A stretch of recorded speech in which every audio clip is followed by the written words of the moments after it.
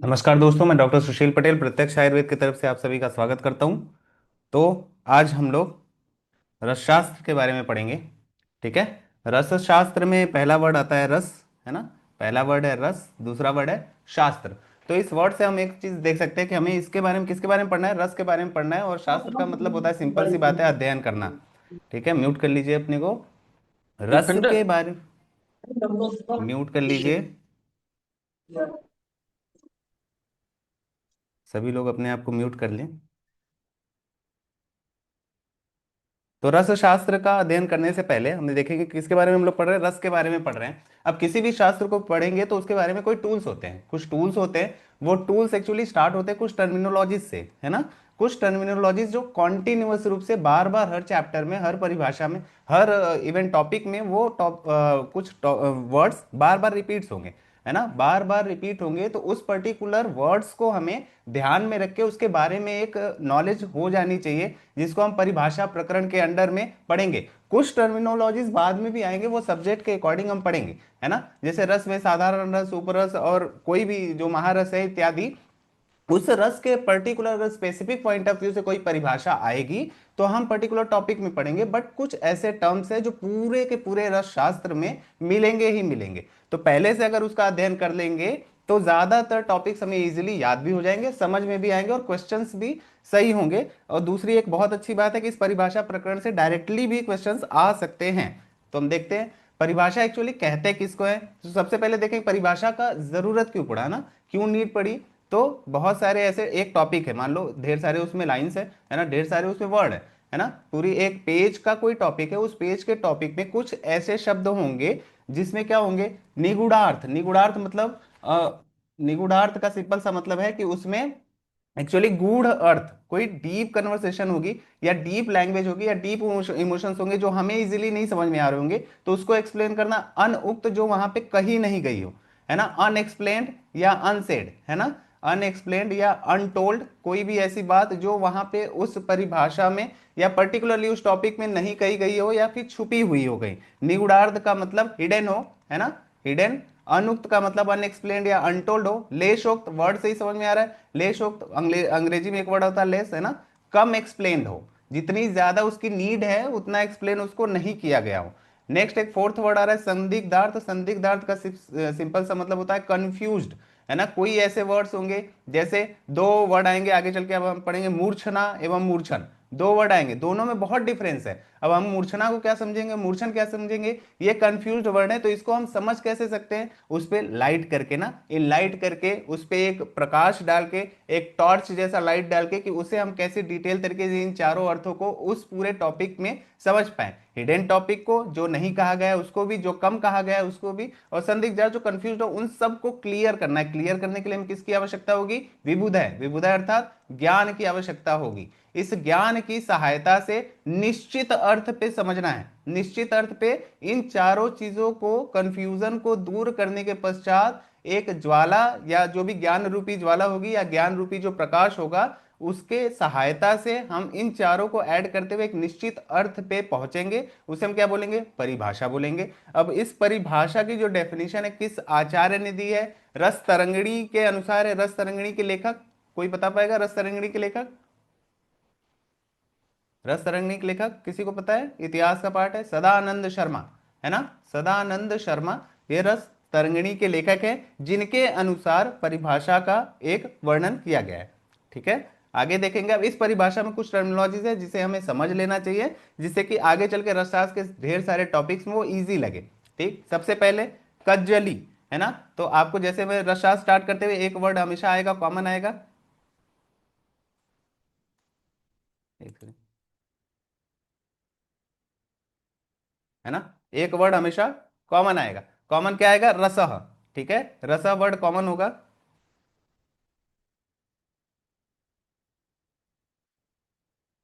रसह word common होगा। ठीक है, रसह का अर्थ क्या होता है, पारद।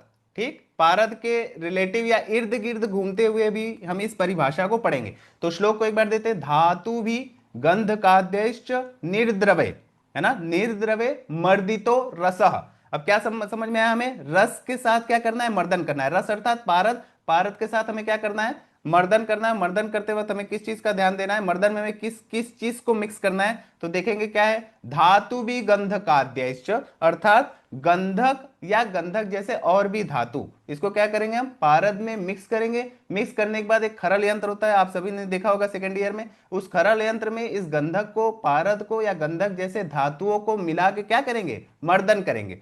इंपॉर्टेंट बात है जो कि हमें हमेशा देखना है, इस पे क्वेश्चन भी आया है, एक वर्ड आता है निर्द्रव्य। मर्दन करते वक्त इतना सिंपल सा समझेंगे, पारद सबका दुश्मन है ना, गंधक इत्यादि धातुओं का दुश्मन है, वो उनसे मिलना ही नहीं चाहता। तो मिलाने के लिए हमें बहुत सारी चीजों का, बहुत सारे मेथड को अपनाना पड़ेगा। उस एक मेथड में हम बिना द्रव के मिलाने की कोशिश कर रहे हैं, निर्द्रव्य मर्दन कर रहे हैं, है ना, बिना द्रव के मिलाए मर्दन कर रहे हैं। तो जो बनता है वो काजल के समान काला होता है। काजल अर्थात जो आंख में लगाते हैं, आपको तो पता ही होगा, वो काजल अर्थात काले पाउडर जैसा होता है, उसी के जैसे उसका आभास होता है, उसे हम क्या बोलेंगे, कज्जली। और एक उसमें प्रॉपर्टी होती है सुश्लक्षणा, अर्थात पाउडर जब देखेंगे, पाउडर हाथ में टच करेंगे तो क्या दिखेगा आपको, श्लक्षण या चिकनापन आएगा उसमें, है ना। तो हम इसको समझेंगे। एक वर्ड यहाँ पे ज्यादा इंपॉर्टेंट है, वो वर्ड क्या है, निर्द्रव्य, है ना, बिना द्रव का यूज किए, बिना किसी भी लिक्विड का यूज किए, बिना किसी भी तरल पदार्थ का यूज किए, पारद और गंधक को खरल यंत्र में डाल के मर्दन करने के पश्चात जिसका भी उत्पत्ति होता है उसे हम क्या बोलते हैं, कज्जली। कज्जली एक कल्पना है जो पारद और गंधक को मिक्स करते हैं विदाउट द्रव, द्रव अर्थात ये कौन सा फॉर्म होगा, ड्राई फॉर्म में ही होगा, है ना। पारद की प्रथम मूर्छना है, ठीक है, पारद की क्या है, प्रथम मूर्छना। मूर्छना एक्चुअली क्या कर, किसको बोलते हैं, व्याधि नाशक गुण को उत्पन्न करना, है ना। कोई भी ऐसा महारस साधारण उपरस होगा, यदि हम उसमें मूर्छना करेंगे तो मूर्छना, कोई भी हम कोई भी कार्य करेंगे तो उसका एक उद्देश्य होगा। उद्देश्य होगा कि हम रस औषधि को इस प्रकार बना दे कि उसे कोई भी पेशेंट यदि ले तो उसका किसका नाश होना चाहिए, व्याधि का नाश होना चाहिए। क्योंकि हम पूरे शास्त्रों का अध्ययन पर्टिकुलरली किस मेथड के लिए करते हैं, व्याधि नाश के लिए करते हैं। तो व्याधि नाशक गुण के लिए पारद में सबसे पहली जो मूर्छना की गई वो क्या थी, कज्जली, ठीक है। देखेंगे रसभंग, अभी तक हम द्रव का यूज नहीं किए हैं, लेकिन अब हम दूसरा मेथड अपनाएंगे। दूसरा मेथड क्या करेंगे, पारद, पारद को बोलेंगे कि तुमको गंधक के साथ हम मिक्स करेंगे विथ द हेल्प ऑफ द्रव, है ना। द्रव क्या होगा, कोई भी लिक्विड होगी, है ना, कोई भी लिक्विड होगा, जल हो सकता है, सो सिंपली हम समझेंगे क्या होगा, जल। जल के साथ यदि इसको मिक्स करेंगे, सद्रवय, एक वर्ड आ रहा है सद्रवय, ठीक है, सद्रव्य के साथ मिक्स करेंगे तो जो काला कलर का पदार्थ होगा या पाउडर होगा, सपोज अगर उसमें जल मिक्स कर दे तो एक चिपचिपा टाइप का या फिर पिचपिचा टाइप का, जिसको कीचड़ बोलते हैं, है ना, कीचड़ जैसा बन जाएगा। अब मान लो एक पाउडर जैसा सूखी जमीन है या फिर सूखा ऐसे धूल है, धूल में हमने अगर डायरेक्टली पानी डाल दिया, पानी डाल दिया तो क्या बन जाएगा, वो कीचड़ बन जाएगा। कीचड़ को आयुर्वेद में किस वर्ड से यूज किया गया है, पंक के रूप में। और सारा कुछ हम इर्द गिर्द किसके पढ़ रहे हैं, रस के अर्थात पारद के, तो इसको टर्मिनोलॉजी क्या यूज किया गया, रस पंक, ठीक है। द्रव में क्या मिक्स किया गया, पारद और गंधक, और फिर लास्ट में क्या करेंगे, मर्दन ही करेंगे, खरल यंत्र में मर्दन करेंगे। बस कज्जली और रस पंक में इतना डिफरेंस है, ये ड्राई फॉर्म में होता है जिसमें द्रव का यूज नहीं करते हैं, और इसमें क्या होगा, द्रव फॉर्म में होगा, है ना, लिक्विड फॉर्म में होगा, कीचड़ फॉर्म में होगा जिसमें द्रव का यूज करेंगे, इसलिए इसको क्या बोलेंगे, पिंक, रस पंक। अब अगर द्रव को हम डिफाइन कर दें, है ना, द्रव को हम डिफाइन कर दें, इस तरीके से डिफाइन करें कि हमें द्रव के रूप में स्पेशली क्या लेना है, स्पेसिफिकली क्या लेना है। तो जैसे पीने के काम में, सबसे ज्यादा पीने के काम में, रस पिष्टि में एक वर्ड आ रहा है पी, है ना, रस पिष्टि में पीने के काम में जो भी चीज आएगी वो क्या आएगा, दुग्ध। तो दुग्ध आदि जो भी हम याद करने के लिए है कि पीने जैसा कोई भी प्रोडक्ट, जैसे लिक्विड का यूज किया, खाली द्रव का यूज किया, पानी जैसा कोई ऐसा यूज किया तो पंख, लेकिन अगर स्पेसिफिकली हम दुग्ध आदि का यूज करें सेम मेथड के साथ, पारद में गंधक या धातु का क्या करेंगे, मर्दन करेंगे, बट यूज किया गया, क्या किया गया, लिक्विड के रूप में दुग्ध आदि का। तो दुग्ध आदि का जब यूज किया गया तो उसे हम क्या बोलेंगे, रस पिष्टि बोलेंगे, ठीक है, रस पिष्टि बोलेंगे। याद करने के लिए पंक और पिष्टि में सिंपल सा अंतर, ये वर्ड याद रखेंगे, रस तो पारद को डिनोट करता है, पंक अर्थात कीचड़, कीचड़ किस में मिलाएंगे, पानी में, पानी का सिंपल सा अर्थ द्रव। दूसरा है पिष्टि, पिष्टि को आप याद रखेंगे, पिष्टि में पीने जैसा कुछ मिलाएंगे, पी वाला वर्ड याद रखेंगे, पी जैसा है, तो पीने के लिए सबसे ज्यादा उपयोग में क्या किया गया, दुग्ध। तो दुग्ध आदि द्रव्यों का दुग्ध आद्यस्तु द्रवस तथा, ठीक है, दुग्ध आद्यस्तु द्रवस तथा, इसका अगर प्रयोग करेंगे तो क्या बनेगा, रस पिष्टि बनेगी, ठीक। अब एक टर्म आता है भावना, है ना, जब भी हम कोई भी चूर्ण लेंगे, कोई भी चूर्ण लिया, जैसे त्रिफला आदि चूर्ण लिया, त्रिफला आदि चूर्ण में कोई क्वाथ, जैसे ये द्रव के रूप में यदि द्रव की कोई कल्पना मिक्स करेंगे, स्वरस या कल्क या श्रुत या हिम या पांट इत्यादि कोई भी, सपोज हमने निम्ब त्रिफला के चूर्ण में निम्ब क्वाथ का यूज किया, ठीक है, निम्ब क्वाथ का यूज किया, यूज करने के पश्चात फिर से पीसेंगे, है ना, पीसेंगे किसमें, खरल यंत्र में, खरल यंत्र में उसको पीस लिया, पीसने के पश्चात हम इतना पीसेंगे उसका कि द्रव भाग समाप्त हो जाए, समाप्त होने के पश्चात वो क्या हो जाए, सूख जाए।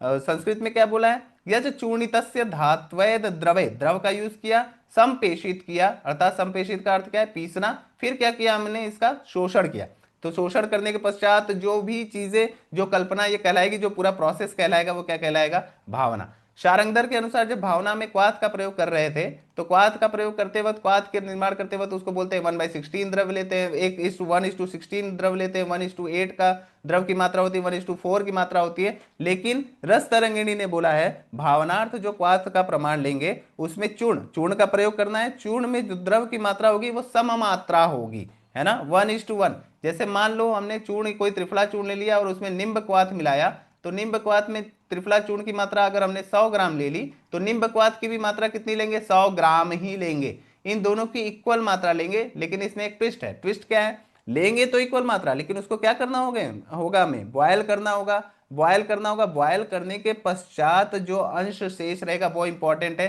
कितना बचाना है इसको, 1/8 बचाना है। इस 1/8 में जो 8 वर्ड है उसे बोलते हैं वसु, और हम अष्टम अंश बचा रहे हैं, 8वां अंश बचा रहे हैं, इसलिए इसको हम क्या बोलेंगे, वसु अंश, ठीक है। तो चूर्ण और द्रव की इक्वल मात्रा में इतना बॉयल करेंगे, इतना उबालेंगे उसको कि जो प्रमाण बचेगा वो कितना बचना चाहिए, अष्टमांश शेष रहना चाहिए। ये किसने बताया, रस तरंगिणी ने बताया है, ठीक है। तो ये 4 टर्मिनोलॉजीज। अब इसमें क्वेश्चन कैसे आता है, तो आप सिंपल सी बात समझेंगे, एक क्वेश्चन आएगा कि पारद और गंधक का जब मिक्सचर करते हैं, पारद और गंधक को मिलाते हैं, मर्दन करते हैं खरल यंत्र में बिना द्रव के या द्रव की सहायता बिना लिए, तो उस कल्पना को क्या बोलेंगे, ऑप्शन में रस पंख, रस पिष्टि, कज्जली ये इत्यादि रहेंगे, तो क्या सही होगा उसका ऑप्शन, कज्जली, ठीक है। और यदि द्रव का प्रयोग करेंगे लिक्विड फॉर्म में, बताएंगे आप लोग, लिक्विड फॉर्म में यदि जल का प्रयोग किया, जल खाली आ रहा है, जल का प्रयोग करने के पश्चात यदि पारद और गंधक को मर्दन किया जा रहा है, तो कौन सी कल्पना का निर्माण होगा, रस बताएंगे, रस रस पंख, पंख से वर्ड से याद रखेंगे, जल मिलाने के बाद क्या बनता है, कीचड़ बनता है, कीचड़ बनने के बाद जो आयुर्वेद में वर्ड यूज किया गया, संस्कृत में वर्ड किया गया रस पंख, ठीक है। और अगर पीने जैसे किसी पदार्थ, दुग्ध आदि पदार्थ का यूज किया गया द्रव स्वरूप में, तो क्या बनेगी, पिष्टि बनेगी, इसको हम क्या बोलेंगे, रस पिष्टि, ठीक है। भावना में हमें 2 वर्ड का याद रखना पड़ेगा, 2 हमेशा ध्यान रखना पड़ेगा कि इसमें खाली पीसते नहीं है, भावना में ऐसे हमको लगता है ना एक चूर्ण में द्रव मिलाया, पीसते रहो, लेकिन पीसने के साथ साथ उसमें लास्ट में एक वर्ड बहुत इंपॉर्टेंट है, शोषणम, है ना। तो ऐसा क्वेश्चन आ सकता है भावना में क्या क्या करते हैं, संपेषणम, शोषणम या पीसना सुखाना दोनों, तो हमें ऑप्शन में दोनों लगाना पड़ेगा, ठीक है। नेक्स्ट देखेंगे ढालन। अब ये ढालन आवाप और निर्वाप, एक्चुअली इसमें क्या आएगा, एक धातु आएगा, है ना, धातु के रूप में हम किसी को भी मान सकते हैं, वंग मान सकते हैं, लोहा मान सकते हैं, किसी को भी मान सकते हैं। तो इसमें 3 प्रोसेस होंगे, तो आप इमेजिन करेंगे कोई भी जो आपको पसंद होगा, लोहा या ये वंग, मैं वंग को मानता हूं, वंग मान लेते हैं, स्टैनस जिसको, जिसका डिनोटेशन स्टैनस पे मानते हैं, ठीक है। तो वंग को क्या किया, पहले सबसे पहले हमने पिघलाया, पिघलाने का मतलब इंग्लिश में क्या बोलते हैं, मेल्ट करना, है ना, मेल्ट करना, मेल्ट करने के लिए उस मेल्टिंग पॉइंट तक पहुंचना होगा, सिंपल सी बात है। तो उस पिघला लिया, है ना, धातु को पूरा क्या कर दिया, पिघला दिया। यहां देखें फिगर में ये क्या है, पिघली हुई धातु है, पिघली हुई धातु को किसी भी द्रव में उड़ेल देना, है ना, पिघली हुई धातु को किसी भी द्रव में क्या करना है, उड़ेल देना है, किसी भी द्रव में डाल देंगे। संस्कृत में भी देखेंगे सद्रावित, द्रावित का मतलब होता है मेल्ट किया हुआ, पिघला हुआ द्रव को किसमें मिलाएंगे, किसी भी द्रव में निक्षेपण क्रिया करेंगे, निक्षेपण मतलब उड़ेल देना या फेंकना, निक्षेपण का सिंपल सा मतलब होता है फेंकना, फेंकेंगे भी किसमें, किसी द्रव में डालेंगे, इस प्रक्रिया को क्या बोलेंगे हम लोग, ढालन बोलेंगे, ठीक है। ढालन किसी धातु का, कौन सी धातु, पिघली हुई धातु, किस में डालना है, द्रव में डालना है, ठीक है। डी फॉर ढालन, ढालन में क्या करेंगे, धातु को किसी द्रव में डालेंगे, ठीक है। धातु कैसी होनी चाहिए, पिघली हुई होनी चाहिए, तो आप हमेशा याद रखेंगे ये वाला वर्ड आपको बहुत फोकस करना पड़ेगा, द्रव निक्षेपणंतु, निक्षेपण का मतलब फेंकना, किसको फेंकना है, द्रव्य से, सद्रावित से द्रव्य को किसमें फेंकना है, द्रव में, किसी भी द्रव में फेंकेंगे या फिर डाल देंगे या उड़ेल देंगे, ठीक है। अब इसका देखेंगे उल्टा प्रोसेस, है ना, जस्ट उल्टा प्रोसेस, ढालन मतलब किसी धातु को ढाल रहे हैं, ढालने के लिए किसकी आवश्यकता होगी, किसी पात्र की आवश्यकता होगी, पात्र में क्या है, द्रव है, सिंपल सी बात है। अब इसका अपोजिट देखेंगे, पीछे एक क्या है, मान लो हमने मैंने वंग लिया, तो वंग की धातु पिघली हुई है किसी पात्र में। इस पात्र को क्या किया हमने, सीधा कर लिया, एक पात्र लिया, इसमें पिघली हुई वंग धातु को ले लिया, ये वंग धातु है ना, स्टेनस पिघली हुई धातु है। इस धातु में किसी भी द्रव्य को ला के डालना, ये द्रव्य कौन से होंगे, कोई भी औषधि द्रव्य होगी या कुछ भी होगा, इस द्रव्य को इस पिघली हुई धातु में ला के डालना है ना, कोई भी द्रव्य है इसको इस पिघली हुई धातु में डालना। उल्टा प्रोसेस है किसका, ढालन का। इसको क्या बोलेंगे हम लोग, आवाप। आ का मतलब ऐड है ना, ए फॉर ऐड, ऐड करना है, क्या ऐड करना है, द्रव्य को या औषधि रूप को ऐड करना है, किसमें, पिघली हुई वंग धातु में। ढालन का मतलब ढालना है, किसमें डालना है, किसी द्रव में ढालना है। आवाप मतलब ऐड करना है, ऐड करना है किसमें करना है, पिघली हुई धातुओं में, है ना। आवाप, आवाप को और क्या बोल सकते हैं, इसके पर्याय है प्रतिवाप, है ना, प्रतिवाप। प्रति का मतलब अपोजिट, किसके अपोजिट, पिघली हुई धातु के अपोजिट, या पिघली हुई धातु के कंपैरेटिव या कंपेयर करके किसी द्रव्य को डालना। अब जब हम इसमें डालेंगे तो ये लिक्विड का क्या बनेगा, एक लेयर बनेगा, इस लेयर को क्या बोलते हैं हम, प्रोसेस आच्छादन।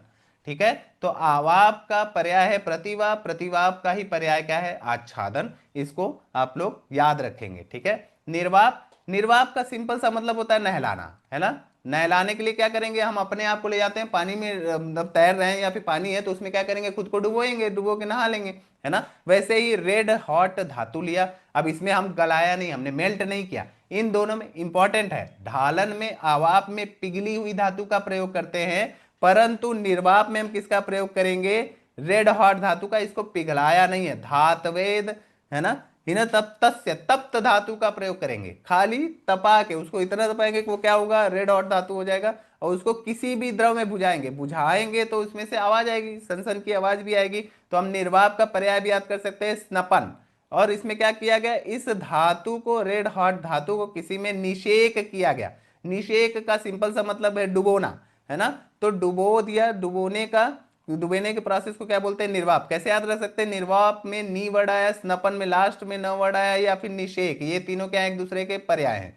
अब इसमें से क्वेश्चन कैसे आएगा, द्रव निक्षेपणंतु या पिघली हुई धातु को किसी द्रव में डालने वाले प्रोसेस को क्या बोलते हैं, तो क्या बोलते हैं, ढालन बोलते हैं। और अगर पिघली हुई धातु है उसमें किसी द्रव्य को डाल दिया गया तो उसे आवाप या प्रतिवाप या आच्छादन बोलते हैं। जब भी आप क्वेश्चन करेंगे, मान लो ये क्वेश्चन आ गया कि पिघली हुई वंग धातु में किसी द्रव्य के डालने के प्रोसेस को क्या बोलते हैं, पहला ऑप्शन मान लो रहे आवाप, और आप खुश हो गए कि आवाप पढ़ा था, जस्ट अपोजिट होता है, इसको लगा के चला गया, अगले अगले ऑप्शन को आपने नहीं पढ़ा। नेक्स्ट ऑप्शन क्या था, प्रतिवाप।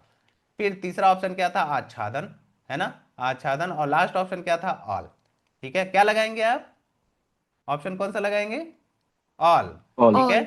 क्यों, क्योंकि आवाप का पर्याय प्रतिवाप आच्छादन तीनों है, तो हमेशा पहला ऑप्शन हम आपको क्या देता है, खुशी देता है, लेकिन अगले दो ऑप्शन अगर उसी से रिलेटेड होंगे तो वो आपको दुखी कर देंगे। तो हमें क्या करना है, पूरे क्वेश्चन में चार ऑप्शन दिए तो सम्मान सहित उस पूरे क्वेश्चन को ऑप्शन के साथ पढ़ना है। ठीक है, निर्वाप का मैंने बता दिया, इसको नहलाने वाला प्रोसेस होता है। एक रेड हॉट धातु को मेल्ट नहीं करेंगे, मेल्टिंग पॉइंट से पहले तक उसको तपाएंगे और किसी भी द्रव में जाके उसको बुझाने का काम करेंगे। ठीक है, नेक्स्ट देखते हैं, जारणा। जारणा में देखिए क्या बोला है, द्रुत ग्रास परिणामों विड़यंत्रादि योगतः, द्रुत ग्रास परिणामों विड़यंत्रादि योगतः। सिंपल सी बात है, पहले हम क्या करते हैं, ग्रास को बनाते हैं, पहले समझते हैं वर्ड ग्रास, और द्रुत, द्रुत को भी तो आगे भी समझेंगे, ग्रास को समझेंगे। ग्रास का सिंपल सा मतलब होता है भक्षण करना। ठीक है, ग्रास का सिंपल सा मतलब होता है क्या करना, भक्षण करना। तो एक वर्ड हमने देखा, ये पारद पे ही पूरा रसशास्त्र बेस्ड है, पारद में अष्टविध संस्कार करते हैं। ठीक है, अष्टविध संस्कार किया, पारद में अष्टविध संस्कार किया, स्वर्ण आदि धातु को मिक्स किया, है ना। अष्टविध संस्कार करने के पश्चात इसमें स्वर्ण आदि धातु को मिक्स किया, स्वर्ण आदि धातु मिक्स करने के पश्चात इसमें एक शक्ति आती है जिसको बोलते हैं भक्षण करने की शक्ति आ जाना। इस भक्षण करने की शक्ति जैसे ही पारद में आती है तो अपने से कितने भी कैसे भी धातु होंगे उसको क्या करेगा, खा जाएगा, है ना। पारद क्या करेगा, उसको खा जाएगा, खाने का मतलब अपने अंदर उसको मिक्स कर लेगा, है ना। मिक्स करने के पश्चात जिसका निर्माण होता है उसे क्या बोलते हैं हम लोग, ग्रास। ठीक है, ग्रास को क्या करते हैं हम, ग्रास को अगर हम लिक्विफाई कर दिए, द्रुत का सिंपल सा मतलब होता है किसी भी धातु को क्या करना, लिक्विफाई करना, है ना, द्रवीभूत करना। और द्रवीभूत करने के पश्चात ये फिर से अगर धातु मतलब सॉलिड स्टेट में नहीं बनता है, सिंपल सी बात है, धातु को मिल्ट किया, मिल्ट करने के बाद क्या बनेगा, वो लिक्विड बनेगा। ठीक है, धातु को मिल्ट करने के पश्चात वो क्या बनेगा, लिक्विड बनेगा। लिक्विड स्टेट में ही ये अगर रह जाए, है ना, लिक्विड स्टेट में ही रह जाए, स्टेबल कंपाउंड बन जाए, लिक्विड से फिर से सॉलिड ना हो, टेम्परेचर हम कितना भी कम कर दे फिर भी सॉलिड ना हो, तो इसे क्या बोलेंगे हम, द्रुत। अब इस द्रुत और ये पारद ने जो स्वर्ण भक्षण किया अष्टविध संस्कार के पश्चात, भक्षण करने के पश्चात जो बना ग्रास, इन दोनों वर्ड को मिलाया तो क्या बन गया, द्रुत ग्रास। ठीक है, तो इस पूरे प्रोसेस को हम क्या बोलेंगे, जारना। अब इस द्रुत ग्रास को जीर्ण करने के लिए, जीर्ण करने के लिए, ये जो जीर्ण किया गया है ना, जीर्ण करने के लिए, जारण करने के लिए किसका प्रयोग करेंगे हम, विड का, है ना। जीर्ण करने के लिए किसका प्रयोग करेंगे हम, विड का प्रयोग करेंगे, है ना।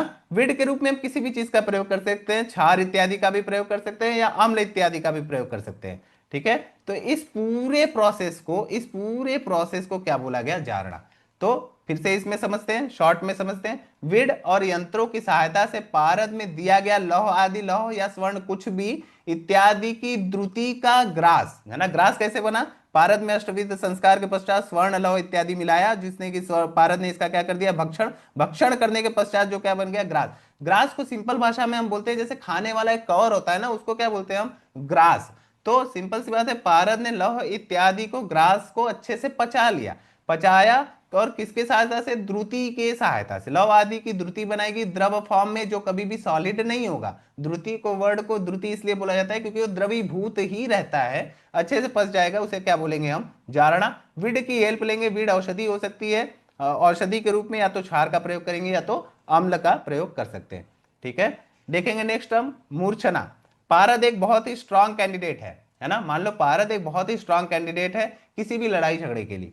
ठीक है, अब उस लड़ाई झगड़े का, या फिर मान लो कोई भी औषधि भी है, अगर अगर मान लो कोई औषधि पारद की अगर लड़ाई झगड़े की है, तो हमने पूरा प्रोसेस किया, प्रोसेस करने के पश्चात अगर उसको हमें यूज करना है, तो सबसे पहले क्या है, उसके दो गुणों का त्याग करवाना होगा। पहले उसके भारीपन का, जो अपने आप को भारी समझता है, कहीं भी जाके भाग जाता है या इधर उधर भागने लगता है, उसको क्या बोलते हैं, चपलता। तो दो गुणों का हमें त्याग करना है, त्याग करवाना है। गुरुता का, चपलता का, मतलब इसे हमें क्या करना पड़ेगा, मूर्छित करना पड़ेगा। और ये क्यों किया हमने, क्योंकि वो व्याधि नाशक शक्ति उसमें बढ़ जाए। ठीक है, विभिन्न विधि के प्रयोग से, विभिन्न बहुत सारी विधियों का प्रयोग करना पड़ेगा एक गुरुता और चपलता का नाश करने के लिए। इसीलिए पारद के शोधन या संस्कार या मारण के लिए बहुत सारे विधियों का प्रयोग करते हैं।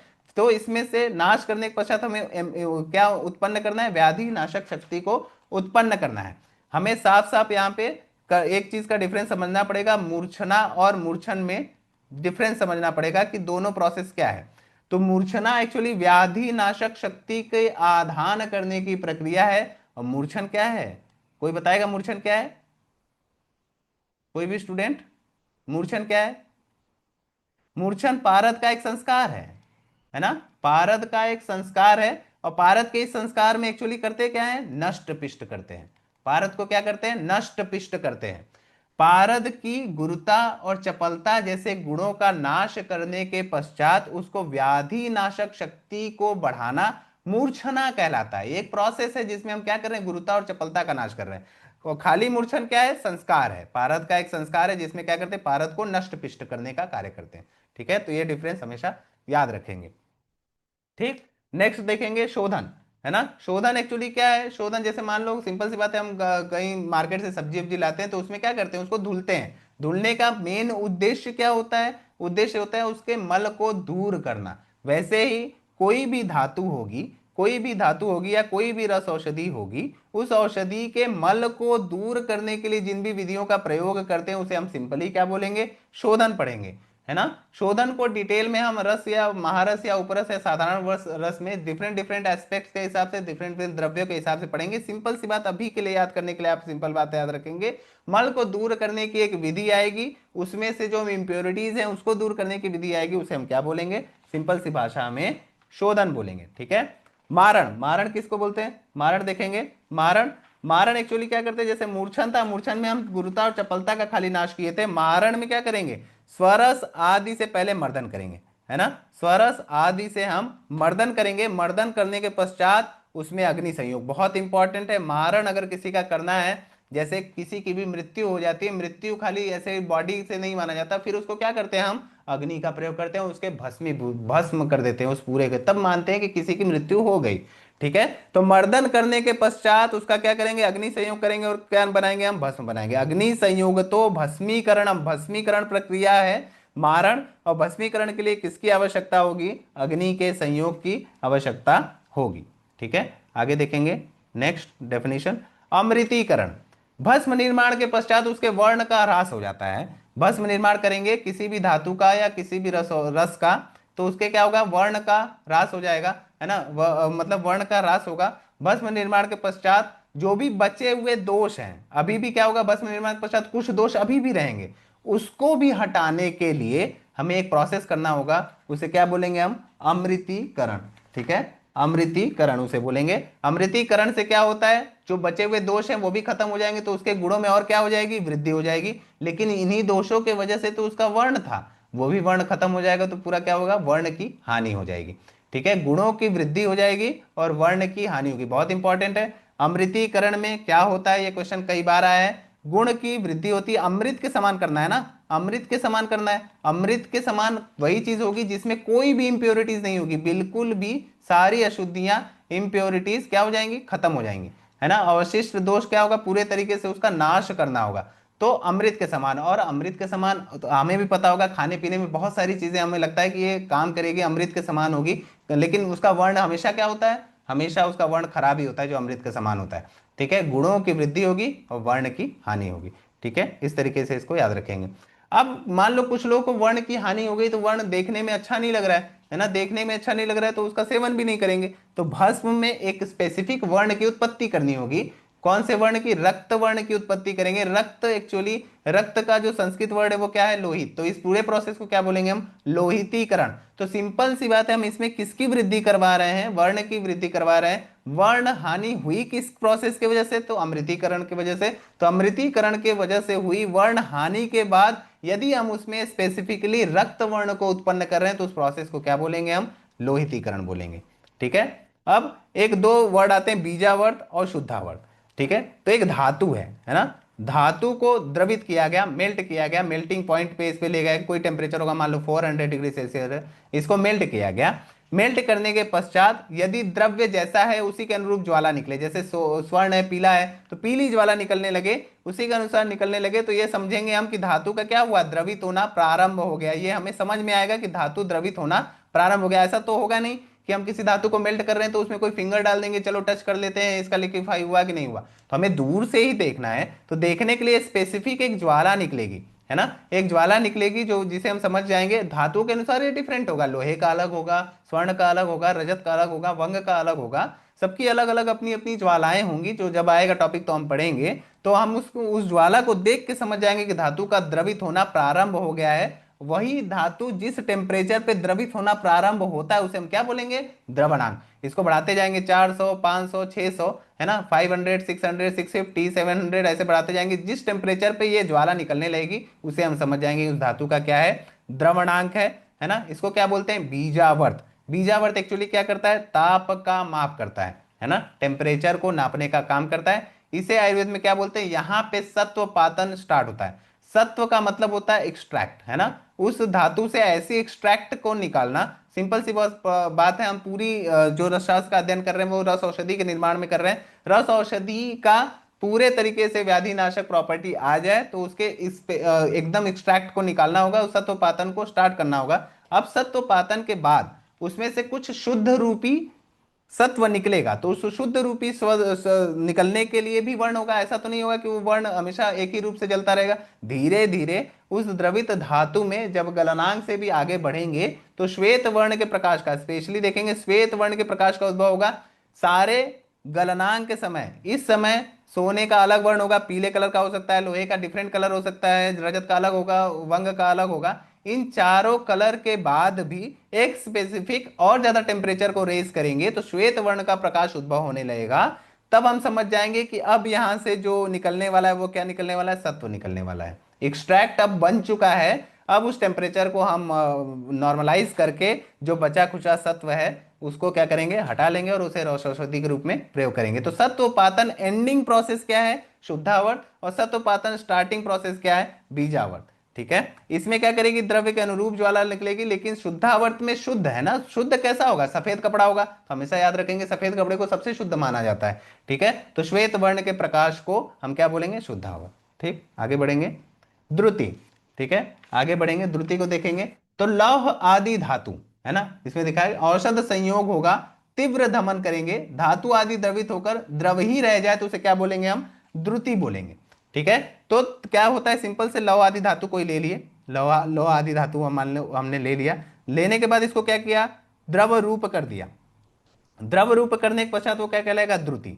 अब इन द्रुति में कैसे लक्षण मिलेंगे, ये मिलेंगे। पहला, निर्लेपत्वम। निर्लेपत्वम मतलब जिसमें पात्र में हम रखेंगे उस पात्र के साथ वो नहीं रहेगा, मतलब नहीं चिपकेगा, है ना, मतलब अंदर वो उस पात्र के साथ लगेगा नहीं, चिपकेगा नहीं, सिंपल सी बात है ना। द्रुतत्वम, द्रव रूप में ही रहेगा। द्रव रूप में रहने का सिंपल सा मतलब है, मान लो इसको गलाने के पश्चात हमने इसको लिक्विफाई कर लिया, तो लिक्विफाई होने के पश्चात ये कभी भी सॉलिडिफाई नहीं होगा, अपने पुराने स्टेट में नहीं होगा, हमेशा द्रव रूप में ही रहेगा।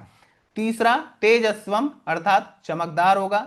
जो भी धातु होगी उसको हम पिघलाएंगे, पिघलाने के लिए टेम्परेचर देंगे, टेम्परेचर में सबसे पहले तो उसके अनुसार ज्वाला निकलेगी, जिसे हम क्या बोल रहे थे, बीजावर्त बोल रहे थे, है ना, बीजावर्त बोल रहे थे। बीजावर्त के पश्चात वो शुद्ध स्वरूप में आया, सत्व सत्व स्वरूप में आया, कौन सा प्रकाश आया, श्वेत प्रकाश आया। अब वो लिक्विफाई होने के पश्चात भी कैसा है, चमकदार ही है ना, उसमें चमक बनी हुई है, तो उसे क्या बोलेंगे हम, तेजस्वम।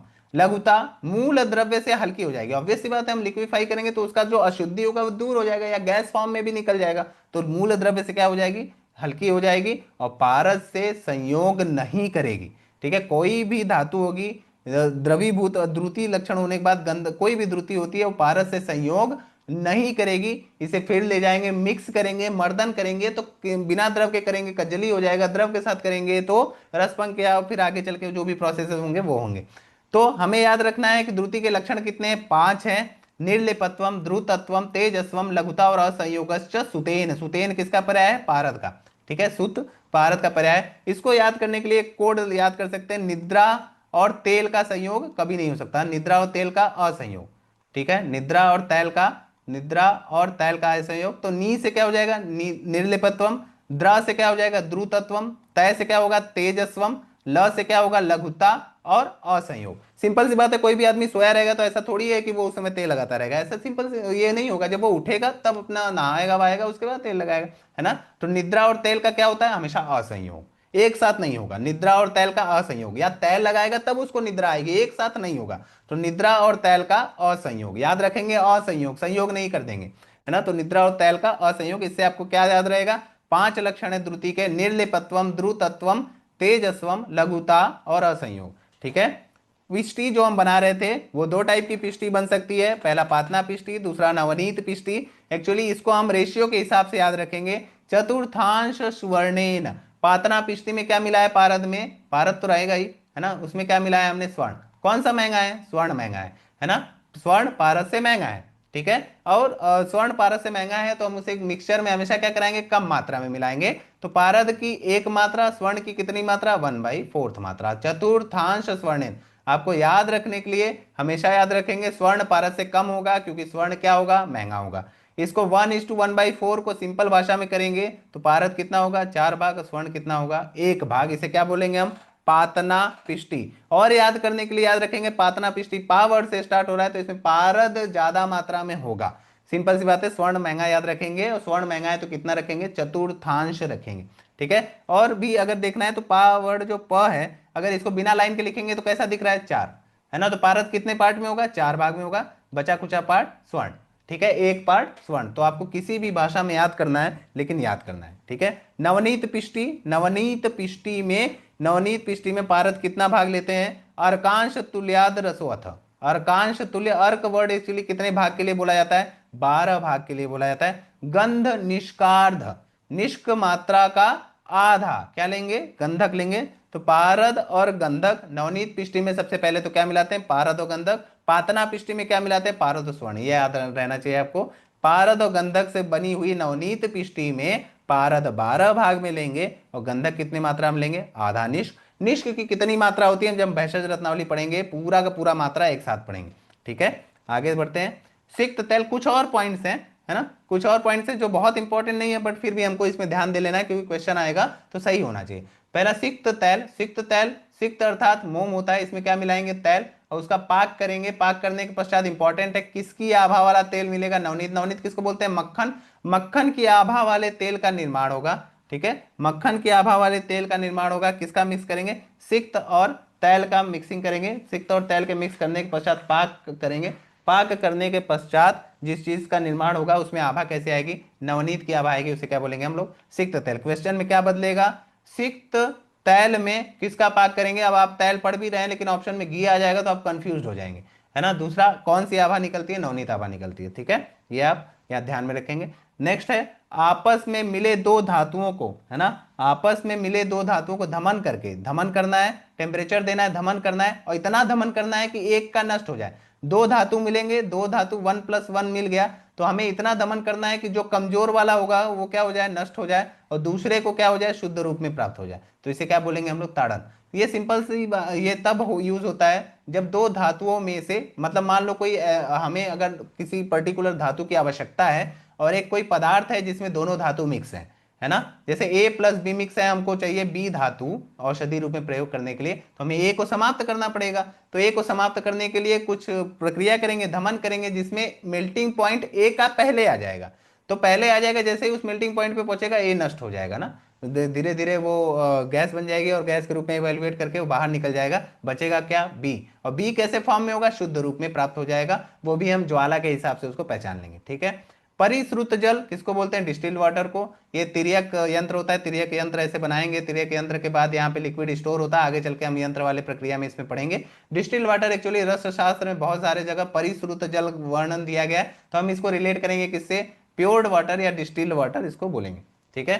दो प्रकार के और वर्ड रस तरंगिणी बोले हैं, सहपान और अनुपान, है ना। जब भी हम औषधि का प्रयोग करेंगे तो रसशास्त्र के अनुसार, रस तरंगिणी के अनुसार, हम या तो उस औषधि के साथ मिला के द्रव्य को पी जाएंगे, सहपान मतलब उस औषधि के अलावा जिसकी सहायता से औषधि किस में जाएगी, शरीर में जाएगी। यद योगेन रसादीनाम विभक्ता परमाणु द्रुतम अंगेशु सरपंती सहपानम तदुच्यते, ठीक है। तो औषध को किसी द्रव में मिक्स किया, उस द्रव की सहायता से वो कहाँ जाएगा, शरीर में जाएगा, और शरीर में जाने के पश्चात इसका काम क्या होगा, इस औषधि को पार्टिकल्स में या परमाणु में तोड़ देना, छोटे छोटे पार्ट्स में तोड़ देना, और तोड़ने के बाद वहीं पे नहीं रहेगा, उसको पूरे शरीर में क्या करेगा, द्रुतम अंगेशु, बहुत जल्दी पूरे शरीर में, सरपंती, सरपंती का मतलब फैला देगा, ठीक है। द्रुतम अंगेशु सरपंती, पूरे शरीर में फैलाने का काम करेगा, शीघ्र औषधि को फैला देगा, जिससे उसकी कारमुकता, उसकी व्याधि नाशक शक्ति का प्रयोग हो सके, ठीक है। ये क्या करेंगे, हमेशा सह वर्ड से याद रखेंगे, सह का मतलब होता है साथ में, औषधि के साथ में पान करेंगे इसका, ठीक है।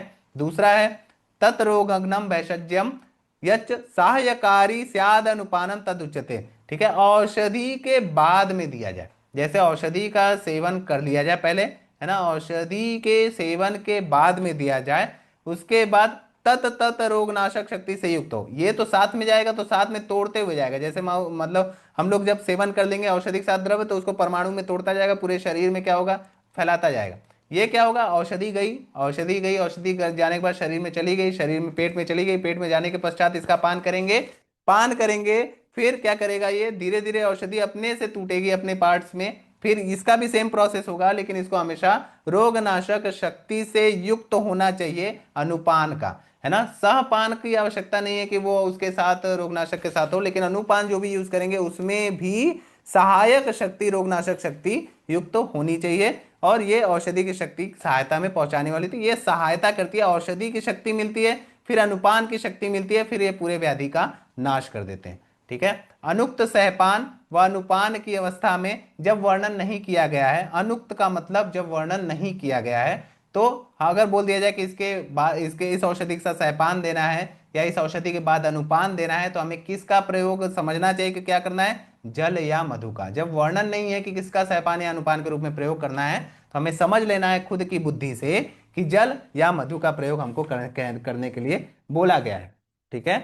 नेक्स्ट देखेंगे भस्म परीक्षा, ठीक है। भस्म परीक्षा, जब भस्म बन गया, भस्म बनने के पश्चात, भस्म जब भी अग्नि का प्रयोग किया गया, भस्म बन गया मारण प्रक्रिया के पश्चात, तो उसमें भस्म की परीक्षा कैसे करेंगे, ठीक है।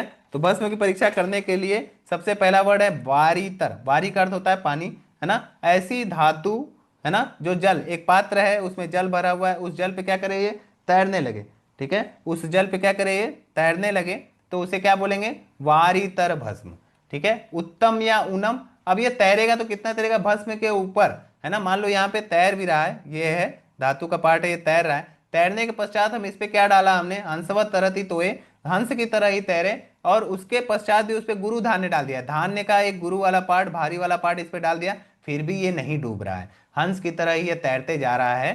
हंस की तरह अगर तैरते जा रहा है तो इसका मतलब ये उत्तम है। वारी तर से तो हमने इतना बस देखा कि तैर रहा है, तैर रहा है, इतने स्ट्रांगली तैर रहा है कि उस पर गुरु धान्य डालने के बाद भी डूब नहीं रहा, तो इसे हम क्या बोलेंगे, उत्तम या ऊनम। ठीक है, नेक्स्ट क्या है, रेखा पूर्णत्वम। रेखा पूर्णत्वम मतलब अंगूठे और तर्जनी के बीच में, है ना, ये इंडेक्स फिंगर के बीच में, थंब और इंडेक्स फिंगर के बीच में जब हम किसी भस्म को रगड़ेंगे, मतलब उसको हाथ में लेके ऐसे सप्रेस करेंगे, रगड़ेंगे, तो वो उसके अंदर जो रेखाएं होती है हाथ इस फिंगर्स की रेखाएं, उसमें क्या करेगा, वो एंटर कर जाएगा, है ना।